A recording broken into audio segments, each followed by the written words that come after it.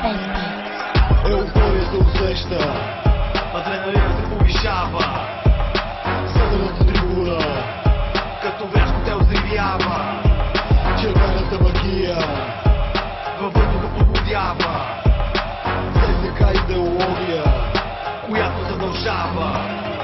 Червената трибуна, във въздуха се вдига, мириса на пиро, до ноздрите ми стига, адреналина помпа се и ми напира, няма кой севера да спира. Всичко в сектора е тотално полудяло, всичко около мене червено-бяло. От огъня на чуждата омраза остана само пепелта, сърце и душа, брат, за ССК.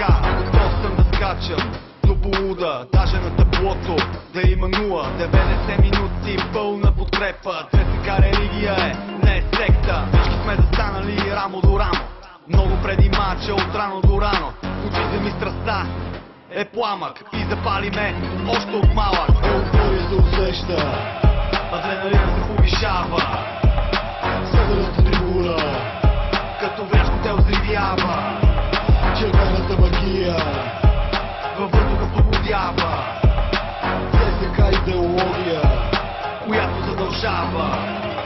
Армейците с инвазия навсякъде в страната. Мислиш, че си сам, но не си сам на улицата. Погледни на север, всички тук сме брат за брата. Сектор ге институцията, определяща правилата. София по кварталите усещате, когато минаваме с песни. Нашата доминация гордо обявяваме. С кръв и пот се борим за това, в което вярваме. Родени сме животни и животни си оставаме. това е гласа на червена България, защитници на родината от най-стария до най-младия. Винаги на първа, ние сме цяла армия. Хайде момчета, време е за пиромания. Отлуката за ССК, един живот, една борба. Ако падна и умра за ССК и след смъртта случайно да се преродя, ако е моята съдба и втория е към червено-бяла любовта.